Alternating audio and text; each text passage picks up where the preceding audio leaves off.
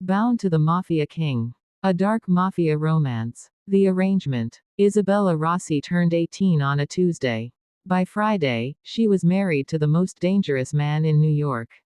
She stood in her childhood bedroom, staring at the white wedding dress hanging on her closet door.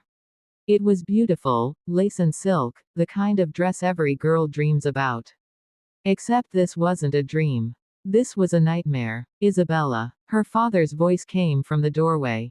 Don Marco Rossi, head of the Italian mafia, looked at her with something that might have been regret. It's time. Papa, please. She'd begged for 3 days straight. Don't make me do this. I don't even know him. You know enough. Alessandro De Luca is powerful. This marriage will unite our families, strengthen our position. Marco's voice hardened. This isn't a discussion, Figlia. You will marry him today. You will be a good wife. And you will not embarrass this family. Tears burned Isabella's eyes, but she refused to let them fall. She'd learned years ago that crying changed nothing in this world of violence and power. Does he know I don't want this? She asked quietly. He knows. He doesn't care. Marco turned to leave, then paused.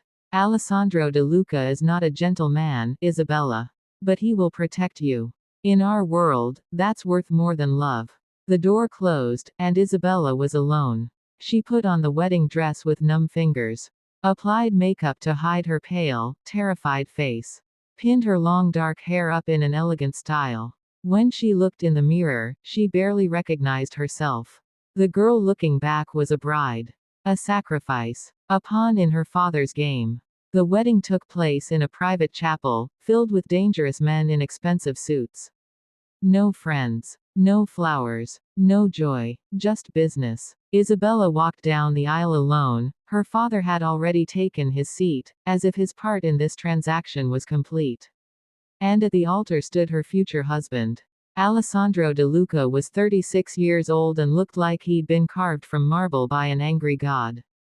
Tall, easily 6'4", with broad shoulders and a powerful build that spoke of violence barely leashed.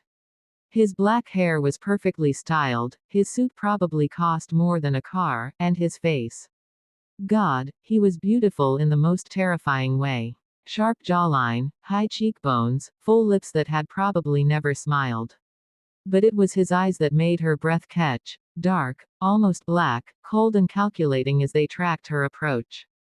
This was the Mafia King. The man who controlled half of New York's underworld. The man who'd killed his own father to take power at 25. And now he was her husband.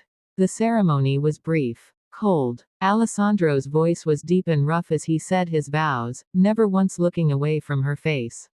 When the priest said, "You may kiss the bride," Alessandro gripped her chin and kissed her hard, claiming, possessive, a statement to everyone watching.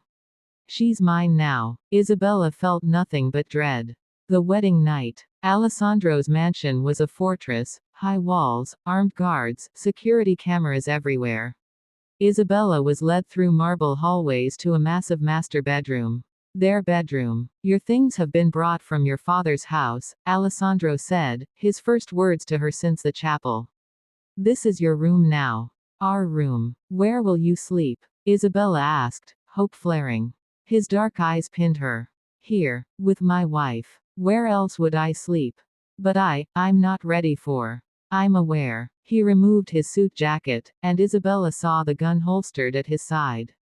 Your father made it very clear you're an innocent. A virgin. The word sounded dirty coming from his mouth. I won't touch you tonight.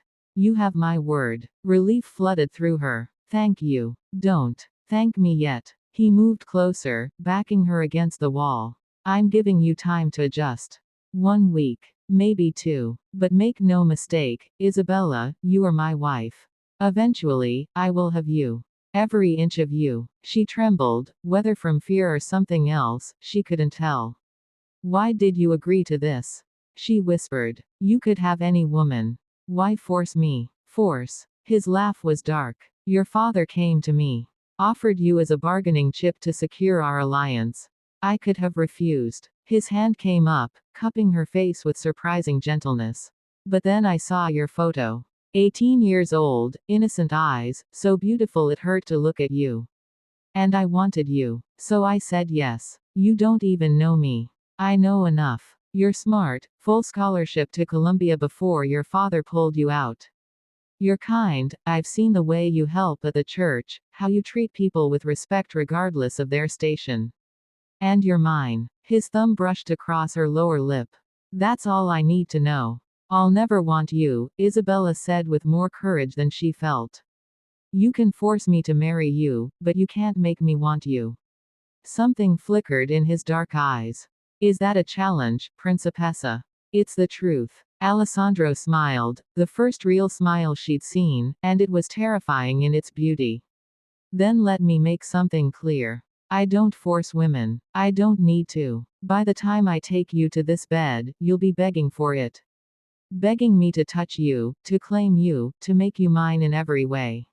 Never. We'll see. He stepped back, giving her space. There's a bathroom through that door. I suggest you change and get some rest. We have a long life ahead of us, wife.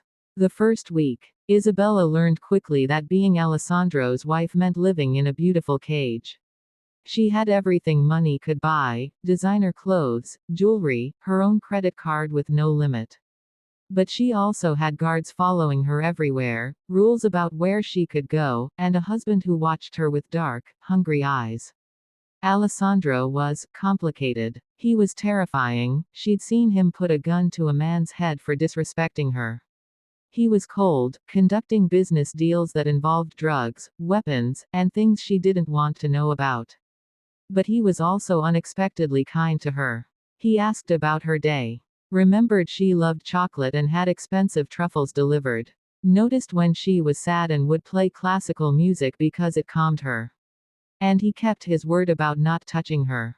For a week, they shared a bed but nothing more. Alessandro would come to bed late, usually smelling of whiskey and gunpowder, and sleep on his side. Sometimes she'd wake to find his arm around her waist, pulling her close in his sleep, but he never pushed for more. It was the restraint that confused her. This man could take whatever he wanted. He'd killed for less. Yet he gave her space. Why? She asked one night as they lay in the dark. Why what? Why are you being patient? You said yourself you want me. She felt him shift, his voice coming from the darkness. Because when I finally have you, Isabella, I want you willing. Eager. I want you to come to me, not because you're forced, but because you can't resist anymore. That won't happen, won't it? She felt his hand on her face, gentle in the darkness. You're already getting used to me. You don't flinch when I touch you anymore. Sometimes I catch you watching me when you think I'm not looking. I'm not. You are. And it's only a matter of time, Principessa. Your body knows what your mind won't admit yet. You want me too.